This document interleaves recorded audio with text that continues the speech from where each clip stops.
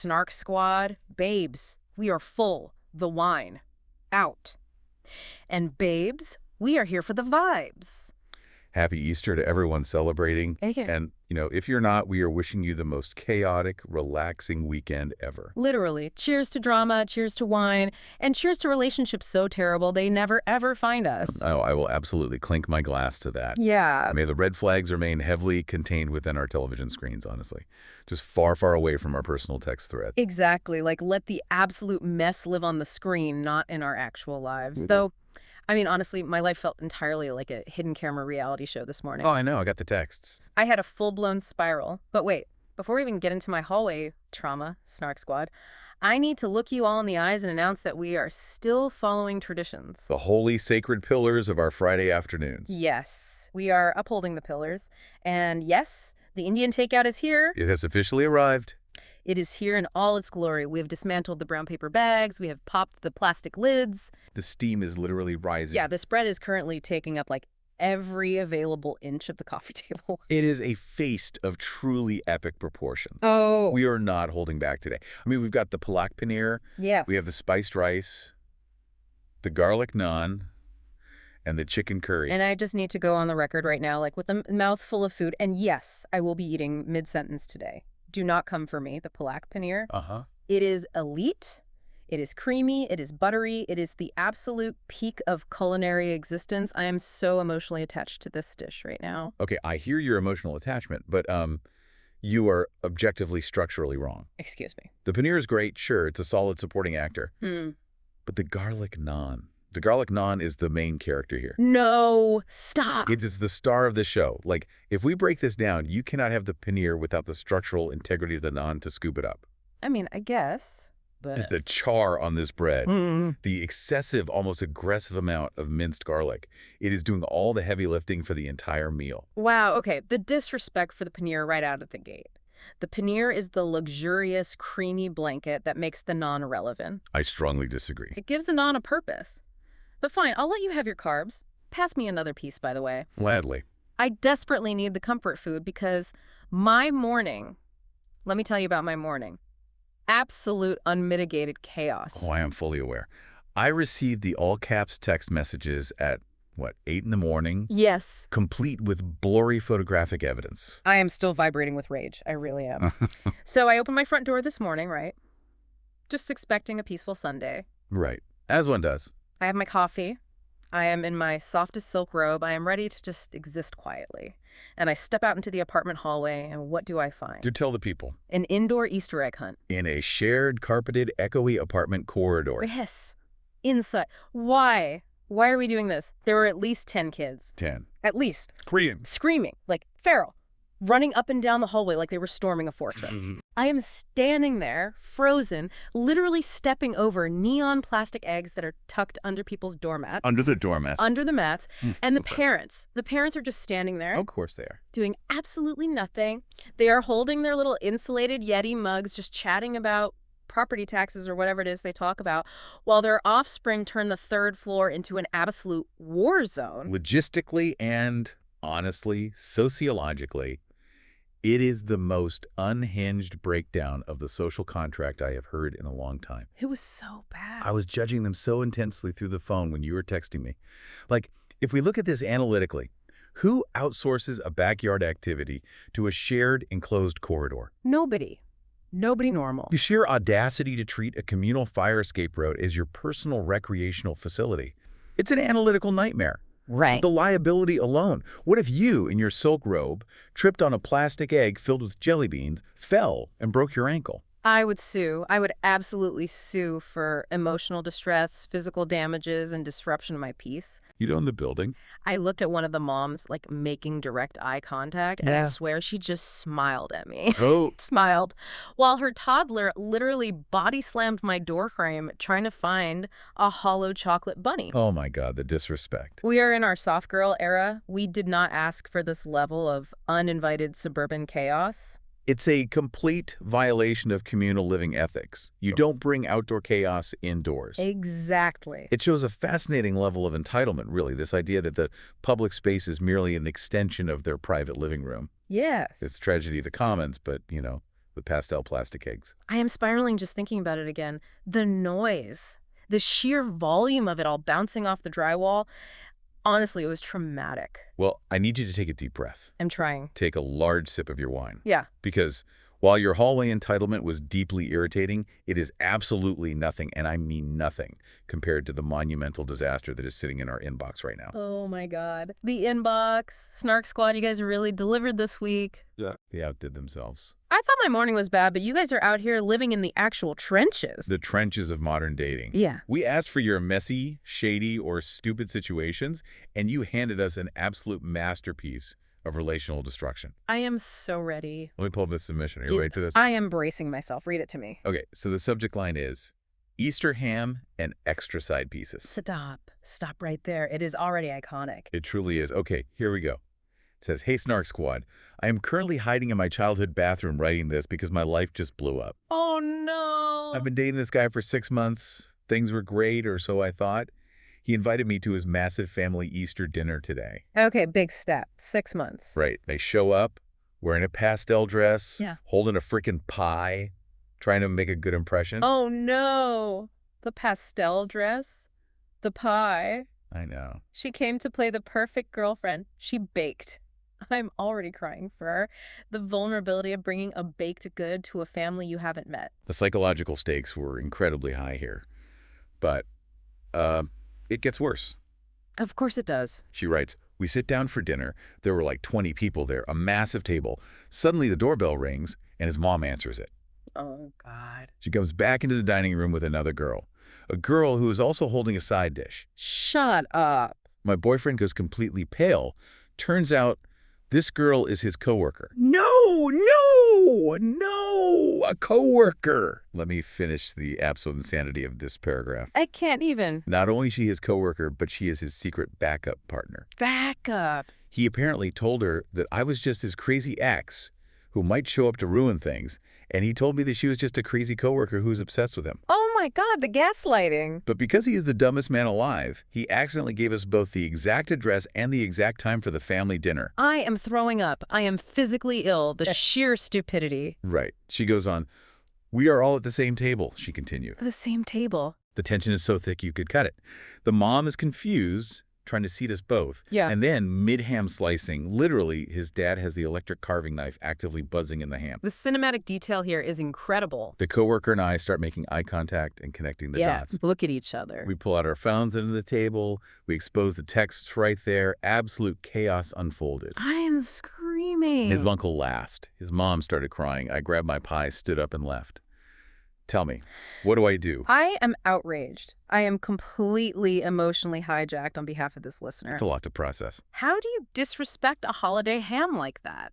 The absolute sheer disrespect of it all. Well, the ham is the real victim here. To bring a side piece, a backup partner, to a holiday dinner. 6 months.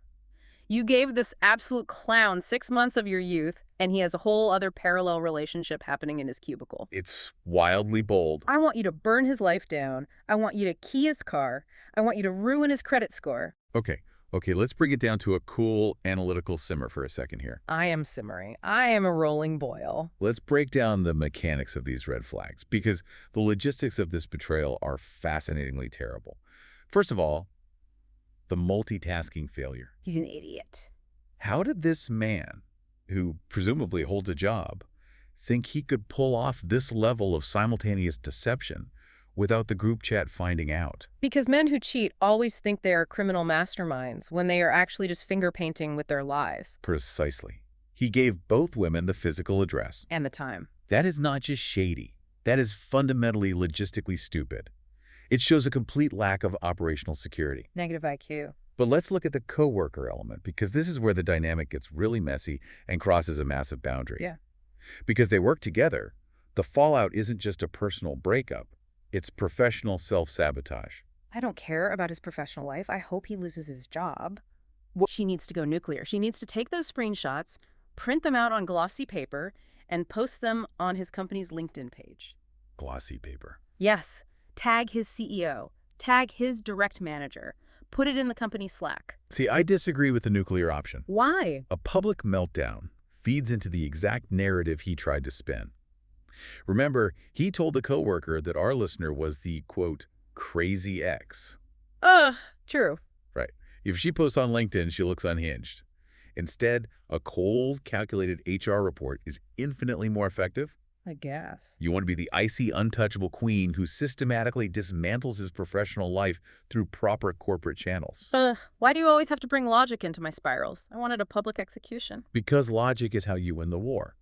He brought his messy personal life into the workplace by dating his coworker and running this elaborate scam. That's true. HR would have a field day. HR would be absolutely fascinated to hear about how he is actively creating a hostile work environment and lying to colleagues. Fine. A calculated HR takedown is a massive power move. I concede that point to you. Thank you. But I still firmly believe she should have taken that pie she baked and shoved it directly into his face before she walked out the door. A waste of a good pie.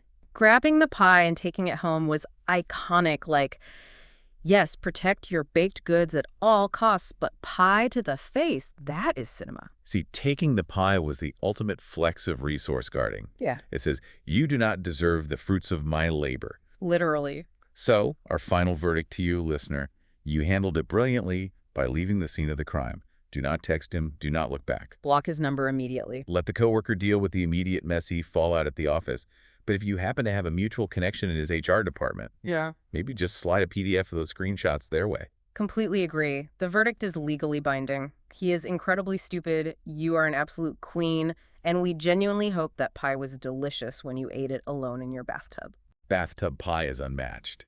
And speaking of absolute bloodbaths, terrible relationship dynamics, and people making the worst possible choices under pressure. Oh my God, the transition. Right. The perfect segue. We are moving from the messy Easter inbox straight to the absolute carnage inside the MTV Splitsvilla house. The villa is crumbling. Because, babes, episode 37 of Splitsvilla X6, it fed my soul. Truly. It watered my crops. It practically cured my seasonal depression. I am alive again. It was, without exaggeration, a masterclass in psychological warfare and game theory. It really was. Let's set the stage for the Snark Squad, just in case they are still recovering from the emotional whiplash of last week's Dome session. Please set the stage, because the tension in that house right now is so thick you could carve it like that listener's Easter ham. The overarching tension in the villa right now is just suffocating. First, you have Kashish, who just entered as a wild card and immediately disrupted the entire fragile ecosystem of the house. She came in like a wrecking ball. Totally. Then you have Ayush, who was brutally and unceremoniously eliminated in the Dome session, leaving everyone intensely paranoid about their own survival. Brutal. That elimination was ruthless. People were physically shaking. And most importantly, we are in the middle of a massive power shift mechanics change. The Splitcoins. Yes. The producers have introduced Splitcoins. This currency mechanic has completely altered the show. It's insane. It has turned a standard dating competition into a late-stage capitalist nightmare, and I am sitting here taking notes on every single minute of it. It changes everything. Like, the flirting doesn't even matter anymore. It really does, because suddenly they have to bid for envelopes, they have to buy power, they have to literally pay for survival. Yeah. It's no longer just about who looks good by the pool or who can flirt the best. It's about who has the actual bank account to survive the Dome. It's so dark. It introduces artificial scarcity. And when you introduce artificial scarcity to a group of highly dramatic reality TV contestants, their moral compasses completely disintegrate. Which brings us directly to round one of the challenge. The money rain. Oh, yeah. The producers basically said, make it rain, but make it painful. Because absolutely nothing in this villa comes for free anymore. Exactly. Stage one of the challenge was brilliantly designed to test communication, trust, and, frankly, how willing these contestants are to abandon their dignity for cash. Spoilers. Very willing. The premise was simple but chaotic. The girls had to catch falling money. Literally, an avalanche of paper Splitcoins dropping from the sky like a monsoon. But the twist, they couldn't just stand there on the ground with a bucket. That would be too easy. Far too easy. They had to catch the money while riding on the shoulders of the boys. And the boys. Completely blindfolded. There's a fascinating study in sensory deprivation and spatial awareness. I was crying, laughing, actual tears in my eyes.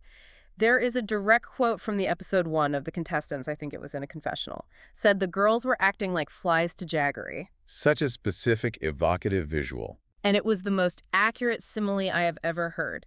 The visual of these gorgeous, highly styled, manicured women just absolutely losing their minds, grabbing fistfuls of fake paper money. Stuffing it everywhere. Yes, down their shirts and their waistbands and their mouths. It was pure feral survivalist energy. It really highlighted the sheer desperation. They said it themselves in the house. We've seen the dance of money. They felt the poverty. They were hoarding those notes because they knew, fundamentally, that their survival depended entirely on resource accumulation. But, logistically, navigating a blindfolded man who cannot see the boundaries of the arena, while you were sitting precariously on his shoulders, trying to catch paper fluttering in the wind. It's impossible. It requires immense communication skills. And some couples absolutely had that telepathy, and some couples spectacularly tanked. Oh, completely tanked. Let's talk about the main rivalry driving this entire season right now, the Cold War between Akanksha and Ruru. The underlying tension here is palpable. For context, for anyone who hasn't been chronically online reading the Reddit threads, As we have, obviously, this all stems from the Yogesh situation. Yogesh chose Ruru over Akanksha. the ultimate sin. Now, in Villa time, this rejection is incredibly fresh. It's only been a matter of days. But for us watching the edited narrative, it has been a slow, simmering burn of resentment. Akanksha was out for literal blood. You could see it in her eyes, behind her sunglasses. He was locked in. She didn't just want to win the money challenge. She specifically wanted to financially ruin and visually destroy Ruru. And she did. She did. Hmm? Akanksha cleared 8,000 Splitcoins. She had the heaviest bucket by far. Ruru, she struggled and only got 5,500. If you look closely at Akanksha's strategy, it was highly analytical. She didn't just grab wildly at the air like the others. No, she was calculating. In her confessional, she noted that she was only taking the full notes, specifically avoiding the torn or crumpled ones, because she anticipated a penalty for damaged currency. That is insane attention to detail. Quality over quantity. Meanwhile, Ruru was directing Yogesh like a blind horse, just screaming left, left, left into his ear, but they just couldn't match the strategic speed. Akanksha was practically glowing with toxic joy when the results were announced. Sunny and Tanuj asked her how she felt about winning, and she couldn't hide her absolute smirk. She tried to play it cool. She played it coy, saying, "Oh, I don't know, anything can happen in the villa." But you knew inside she was screaming with joy because she financially dominated the girl who, quote, stole her guy. It is so deeply petty. And I love every second of it. It is the textbook definition of petty. But while Akanksha was thriving in her villain era, let's look at the other side of this challenge. I don't know where you're going. The absolute unmitigated tragic disaster that was Anushka and Mohit. Oh my God. My heart, I actually, and I hate to admit this out loud, I felt a tiny bit of sympathy for Anushka in this moment. Wait, Just a tiny, microscopic, fleeting amount of empathy. really? You? Sympathy for Anushka? We need to unpack this immediately because that is wildly out of character for you. I know. Let me explain. Hear me out. So she had no official partner for this challenge. Right. The game starts, the money is falling, and she is running around the sand with an empty bucket while everyone else is collecting wealth. She's just standing there. She realizes she is going to zero out. So she runs over to Mohit, who she has lived with, who has been her main connection, and she literally begs him for help. It was pathetic. She is standing there, humiliated, looking up at him, asking him to just give her a piggyback ride so she can catch some coins to survive. And he just stands there. Stone cold. Stone cold, arms crossed. He completely refuses to help her. I felt the secondhand embarrassment deep in my soul. It was so hard to watch. Okay, let me pause your emotional spiral right there. Okay. Because analytical reasoning must prevail over your misplaced sympathy here. But she had nothing. Why did Mohit refuse to help her? Let's look at the antecedent behaviors. Well, because they had a massive fight the day before. It wasn't just a fight. She aggressively and publicly disrespected him. Okay, that's true. She used demeaning language, calling him tu instead of ap, which is a huge sign of disrespect in that cultural context. That was bad. She dismissed his feelings, she threw her weight around the villa when she felt secure in her power, and she treated him like disposable garbage. She really did. You cannot treat someone horribly, demean their character on national television, and then expect them to be your willing workhorse the absolute second you need a financial bailout. I mean, Mohit was entirely justified. What we watched was a masterclass in setting and holding a firm boundary. but she was at zero. She had 0 coins in a game where coins equal life. And Yogesh, sweet, innocent golden retriever Yogesh, tried to help her. He tried, yes. He really did. He saw her struggling, he walked over, but his designated bucket was too far away across the arena. He couldn't physically carry her to her bucket in the time limit, so she just stood there in the middle of the chaos, empty-handed. Actions have consequences, and this was the principle of social capital bankruptcy playing out in real time. Social capital bankruptcy, I love that term. Anushka learned that the hard way. Mohit explicitly said in his confessional, "She doesn't have basic humanity for me. Why should I help her catch money?" Ouch. He drew a line in the sand. And frankly, watching her stand there, realizing that her social capital was completely bankrupt right alongside her literal bank account, that is the high-stakes reality TV cinema I tune in for. You are so ruthless. She alienated her only ally. Ugh, you are so cold. Your analytical heart is made of ice. But like you were right, it was her own doing. She made her bed, and it was empty of Splitcoins. Exactly. The fans on Reddit were fully on Mohit's side, praising him for not caving. But we have to transition, because round one was just physical humiliation. Round two. Round two. Round two is where we entered the dark realm of psychological warfare. The double or nothing round. Yeah. This was brilliant, sadistic game design by the producers. So sadistic. You have these contestants who just exhausted themselves, gathering currency. They are tired, they are sweaty, they are stressed. Literally panting. Now the hosts offer them a chance to double their entire bank account with a single action. But the cost. Severe social and physical dares that are designed to completely break them. It was sickening. It was brilliant, but sickening. So Sunny explains that there are flags placed around the arena. You have to physically race your competitors for a flag. The sprint in the sand. If you grab one, you win the right to do a dare. If you complete the dare successfully, your money doubles. But the dares, oh my God, let's start with dare one. The forehead brands of shame. Yes. This is where reputations within the house were permanently altered. The mechanics of the dare are simple but devastating. You let your designated rival write absolutely anything they want on your forehead with a thick black marker. A Sharpie. And you have to wear it unwashed until the next dome session. Gulu wins a flag in the sprint. And who is his assigned rival? Himanshu. The Gulu versus Himanshu rivalry is the gift that keeps on giving this season. It really is. The animosity is so deeply ingrained. Himanshu steps up, takes the marker, and writes in massive, bold capital letters across Gulu's forehead, "Two-timer." Boom. I screamed. I literally screamed at my TV. I spilled my wine. It was incredibly bold. But honestly, it was highly accurate. Himanshu said it himself in the voiceover. He has played two people in this house, everyone knows it, but no one wants to say it out loud. Right. So Himanshu bypassed the whispers and physically branded him with the truth. And the fact that Gulu has to wear it to the dome session, the dome is where they get dressed up. They wear suits. He has to sit on his potential throne looking regal in a suit with two-timers sharpied onto his skin for all the cameras to zoom in on. It's incredible television. It really is. But wait, that wasn't even the worst brand of the day. No, not even close.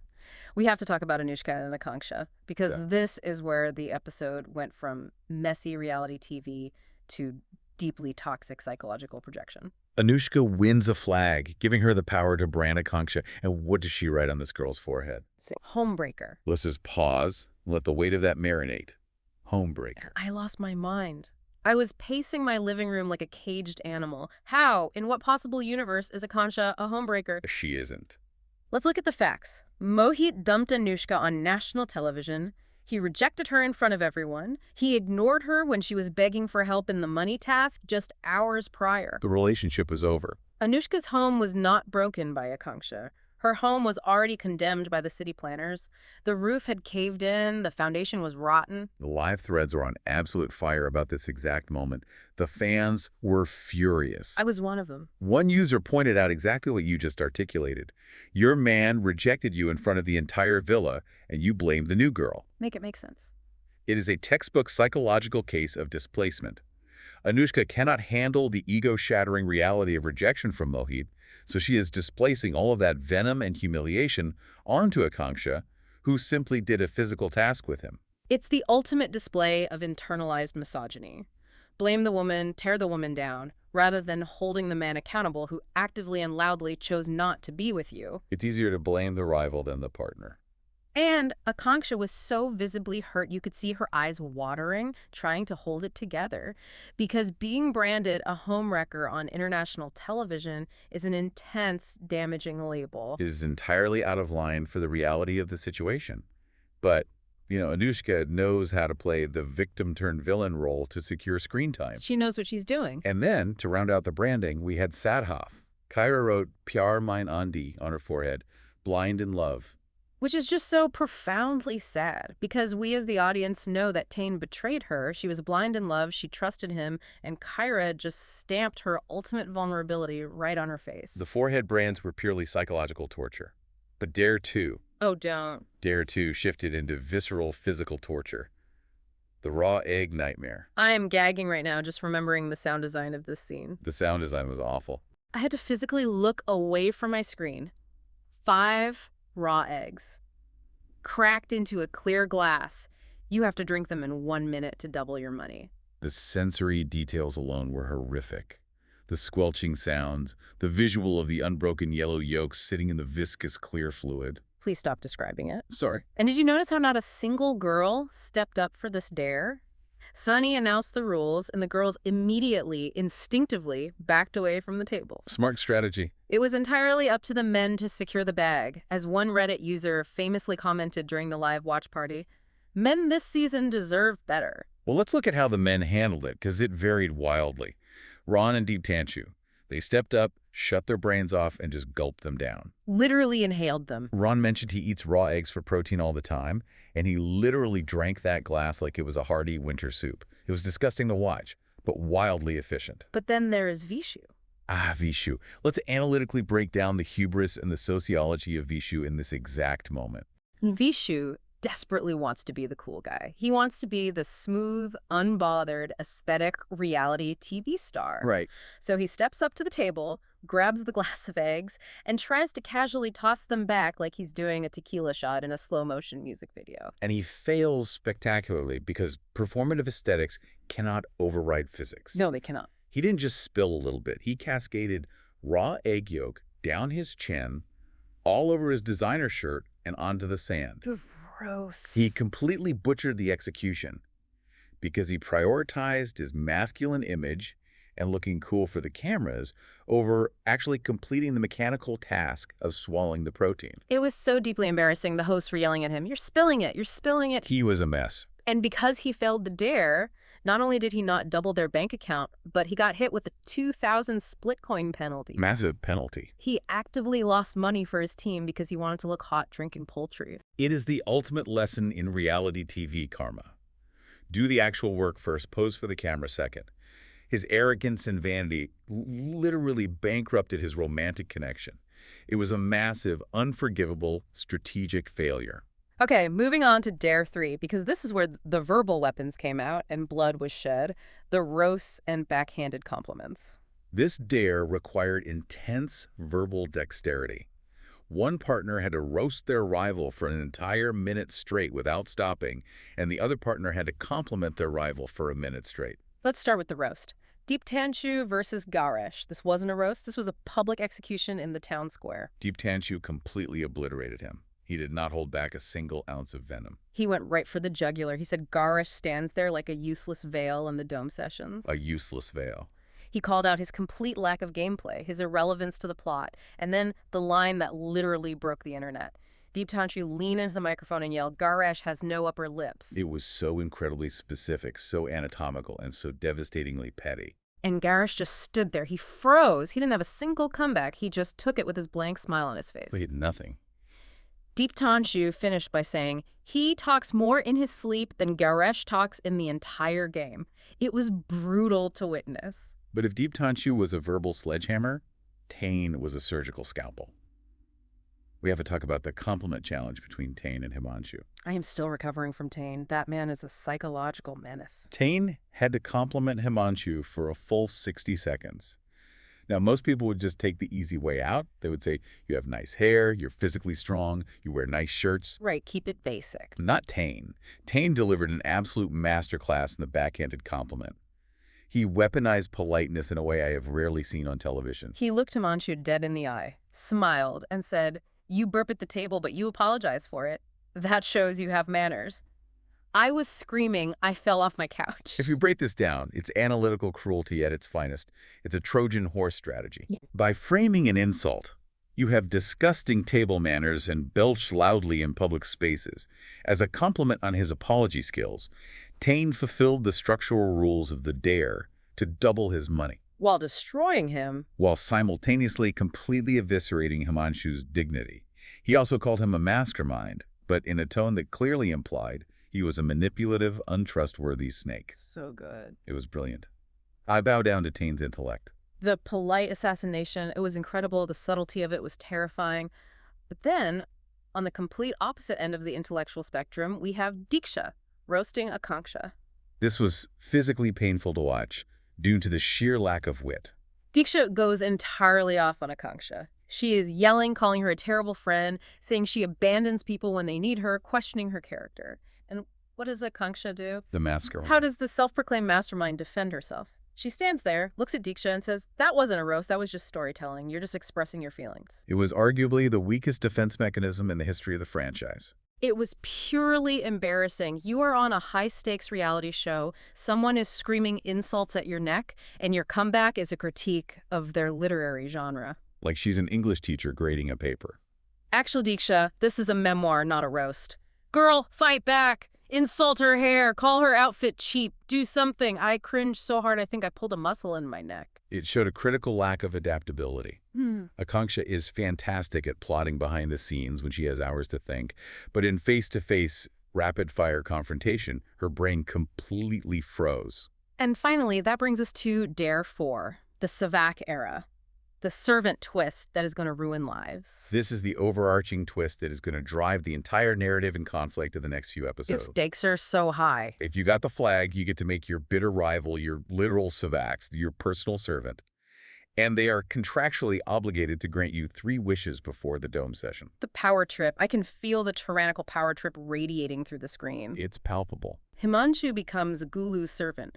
Gulu, the man who currently has two-timer, written on his forehead by Himanshu's own hand, is now his absolute master. The dramatic irony is incredibly rich. Gulu is already plotting his revenge. He said in his confessional that his first wish is going to be taking a roll of heavy-duty tape and taping Himanshu's mouth shut so he physically has to stop talking for the rest of the day. That is diabolical. And Deep Tanshu becomes Anushka's servant. Deep Tanshu serving Anushka. That is a volatile powder keg just waiting for a match. She is going to make his life a living hell. She is so bitter about Mohit. She is going to take it all out on Deep Tanshu. I am so ready for the chaos. Okay, we have exhaustively unpacked the mechanics of the episode, but now we need to make our judgments official. It is time to transition into segment 1, the Red Flag Olympics. Yes, let the games begin. We have to award the top 3 worst behaviors of the week. Who is taking home the bronze, the silver, and the gold in sheer toxicity and red flag behavior? Let's start with the bronze medal of bad behavior. I think, analytically speaking, we have to give this to Vishu's egg catastrophe. Oh, absolutely, without a doubt. It's a red flag because it highlights a fundamental deep-seated flaw in his character. He values his aesthetic over his partner's success. That's so true. When you are in a team dynamic and your shared bank account is literally on the line, you do not try to look like a GQ model while drinking raw yolk. You get the messy job done. He looked ridiculous. His vanity cost them 2,000 Splitcoins. That is a massive red flag in any relationship, romantic or otherwise, when someone's ego is more expensive than their actual contribution to the partnership. Totally. You want a partner who will get in the mud with you, who will do the ugly work to survive. You do not want someone checking their lighting and angles while you go bankrupt. It's pathetic. Exactly. Okay, silver medal. The runner-up for the worst behavior of the week. I am giving this entirely to Himanshu. Interesting choice. Defend your thesis. Why Himanshu? Because of the sacrifice pattern. Okay, unpack that. This was a fan observation on the Reddit boards that completely blew my mind. And once you see the pattern, you cannot unsee it. Whenever there is a sacrifice to be made, whenever someone needs to take a physical or emotional hit or step into the line of fire, what does Himanshu do? He pushes someone else. He pushes his female partner forward. He literally volunteers his girl to take the damage so he can keep his hands clean. He does, doesn't he? He did it with the forehead brand. He does it consistently in the dome sessions. It is so cowardly. It's hypocritical. He walks around acting like this big macho alpha protector, but the second the bullets start flying, he is grabbing his connection and using her as a human shield. It's a very astute observation of his behavioral loop. He talks a massive game about loyalty and protection, but when you look at his actual decisions under pressure, his actions are entirely based on self-preservation. That is a structural red flag that cannot be ignored. And finally, the gold medal. The absolute worst behavior of the week. The peak of the red flag Olympics. It has to be Anushka's homebreaker label. Unanimous agreement from the judges panel. It is the ultimate toxic red flag to blame the new girl instead of the man who actively rejected you. It is toxic, it is deeply delusional, and it is entirely unfair. Completely unfair. Mohit made his choice. He made it very publicly and repeatedly. Writing homebreaker on Akanksha's forehead was just a desperate, pathetic attempt to regain control of a narrative where Anushka was the one who was dumped. It's a textbook coping mechanism, but a toxic one. It is a huge red flag because it shows she takes zero personal accountability for how she treated Mohit to drive him away in the first place. As we discussed, she externalized all her relational failure onto a convenient physical target. It's classic scapegoating to protect a fragile ego, a well-deserved gold medal for toxicity. Truly. Which leads us perfectly into segment 2, Delusion of the Week. Oh, my favorite segment. Let's debate. Who is the most fundamentally disconnected from reality in the Splitsvilla house right now? I present candidate 1 for your consideration. Goresh. Oh, poor, sweet, lipless Goresh. Goresh is living in a complete alternate reality. He actually genuinely believed he could stand face-to-face with Deep Tanshu in a high-pressure roast battle and survive. He had no chance. Deep Tanshu is sharp, he is incredibly witty, and he's verbally ruthless. Goresh stepped up to that podium thinking he was going to deliver some hard truths and win the crowd, and instead, he just got his entire physical appearance dismantled atom by atom while he smiled like a hostage in a ransom video. The smile was chilling. The delusion is thinking you have the verbal dexterity to spar with the best talker in the house when you don't even have a single comeback prepared. He really thought he was doing something. He was hyping himself up in the confessional like, I'm gonna destroy him on this date. And then nothing. And then he just got verbally steamrolled into the pavement. But wait, I have candidate 2 for Delusion of the Week. Akanksha. Akanksha, the mastermind. Defend your thesis. Akanksha thinks her rivalry with Ruru is balanced and that she has the upper hand. She is walking around the villa, acting like she is so unbothered, like she's the one in ultimate power. Right, the Ice Queen persona. But the entire internet can see she is obsessively, pathologically tracking Ruru's every single move. It's true, she watches her constantly. In her confessionals, she is constantly comparing herself to Ruru. Oh, Ruru didn't get as many coins as me. Oh, Ruru is doing this over there. Girl, you are obsessed. She's projecting a lot of insecurity. You cannot pretend to be the icy, unbothered queen when you are mentally keeping a Microsoft Excel spreadsheet of your ex's new girl's daily activities. It is completely delusional to think we, the audience, can't see the sweat dripping down your face. That is a very strong argument. Let's weigh them. Goresh is delusional about his own intellectual abilities. Akanksha is delusional about her own transparency to the audience. So who wins the title? I think we have to give it to Goresh. Really? Yeah, because Akanksha's delusion is born out of fresh heartbreak and ego preservation. It's a recognizable defense mechanism. Goresh's delusion is just a complete foundational lack of self-awareness.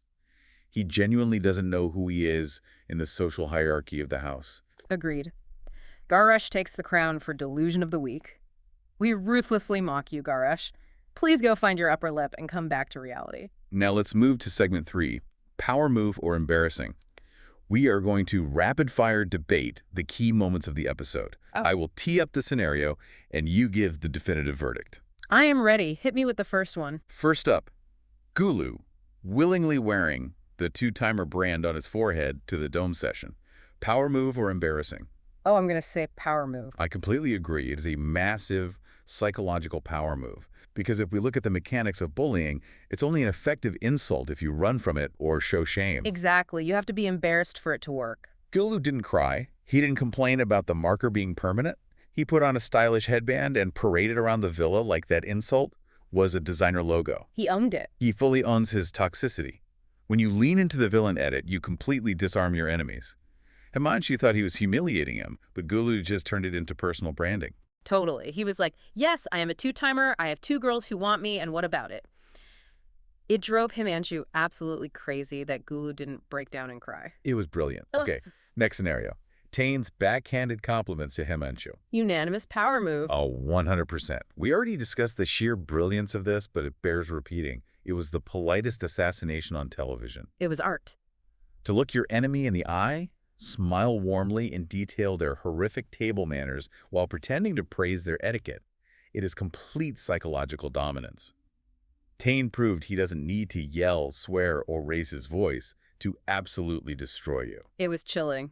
Serial killer levels of calm. Okay, last scenario. Akanksha's defense against Diksha's roast.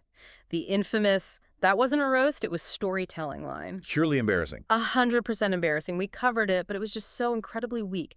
If someone comes for your neck on reality TV, you don't offer them a high school book critique. You really don't. You have to fight fire with fire, not with structural literary analysis.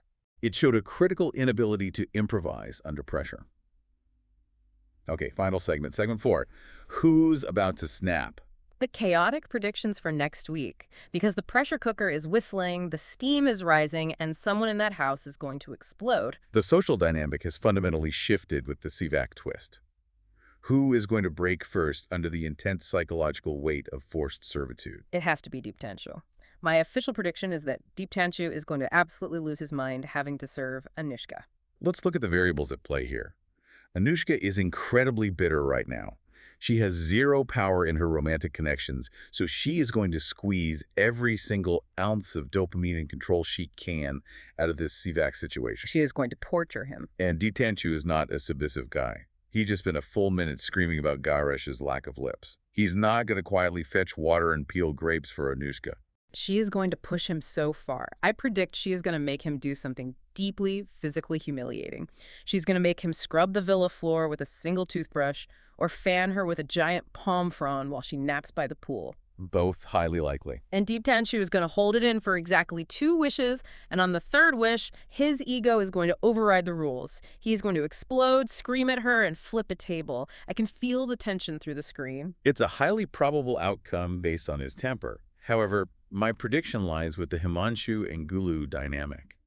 I hypothesize that Himanshu will be the one to snap. Oh, really? Tell me your theory. Break it down. Think about it. Himanshu has an incredibly fragile, inflated ego. He needs to constantly be perceived by the house as the alpha male, the leader, the righteous protector. You're right. He's obsessed with his image. Now, by the rules of the game, he is entirely subservient to Gulu, the very man he branded a toxic two-timer. Gulu is chaotic. Gulu does not care about optics or looking like a good guy. Gulu is unhinged. Gulu is already actively planning to tape Himanshu's mouth shut as his first official wish. The tape. Yes, the visual of that is going to be incredible. If Gulu actually executes that plan and forces Himanshu to walk around the villa with silver duct tape over his mouth, he is stripping Himanshu of his primary weapon, his ability to monologue and control the narrative. That's his whole personality. Exactly. Himanshu will physically malfunction. His ego won't be able to handle the public indignity of being silenced and ordered around by the guy he thinks is morally beneath him. He'll go crazy. He's going to snap, break the producer's rules, rip the tape off his face, and probably catch a massive monetary penalty for insubordination. Oh, that is so insightful. The total ego death of Himanshu. I cannot wait to watch it happen. Next episode is going to be an absolute bloodbath. It truly is. The mechanics of the game have ensured maximum psychological damage. Which brings us to the close of our analysis for today. Wow. Okay. Let's do a quick vibe check to wrap this up. Wine energy. Peaking. The bottle is practically empty. There is maybe a sip left. The food. Completely demolished. There is nothing left on this table but a sad smear of palak paneer on a plastic lid and a single crusty piece of garlic naan that I am currently eyeing. You can have it. You fought hard for the naan today. I will be taking that, thank you. And the hallway trauma, still lingering, honestly. I might still write a strongly worded, certified letter to the building management about the Easter egg incident. You should. But the Splitsvilla chaos, it is feeding our souls. It truly is the great equalizer. No matter how bad your apartment hallway is, no matter how entitled your neighbors are, at least you aren't drinking a glass of raw eggs while your ex-boyfriend watches you choke on national television. Exactly. Perspective. We love perspective. So Snark Squad, we want to hear from you. We need you to engage in the comments and the DMs everywhere. Are you loving this season as much as we are? Let us know. Because I am feral for it. I cannot stop thinking about it. Who are your absolute favorites right now? Who's actually playing the game strategically well, and who desperately needs to be sent packing on the next flight home? And critically, the most important question of the day: would you survive that hallway Easter egg hunt without catching a charge? Because I barely made it out with a clean criminal record this morning. Let me know your survival strategies for terrible neighbors. Please remind the listeners of their weekly homework. Yes. Babes, please rate, review, and subscribe. It helps us so much to keep this chaos going. Leave us 5 stars and tell us exactly what you think of the new Splitsvilla currency system. And keep sending in those messy, shady, stupid inbox submissions. The HR violating Easter hams, the secret corporate coworkers, the devastating family drama. We want to read it, break it down, and judge it analytically for you. And finally, send this episode to your most chaotic bestie, the one who would definitely spill the raw eggs all over their shirt and lose your team 2,000 coins. Thank you to the Snark Squad for tuning in. We love you guys. Stay shady. Stay iconic. And we'll see you on the Snark side.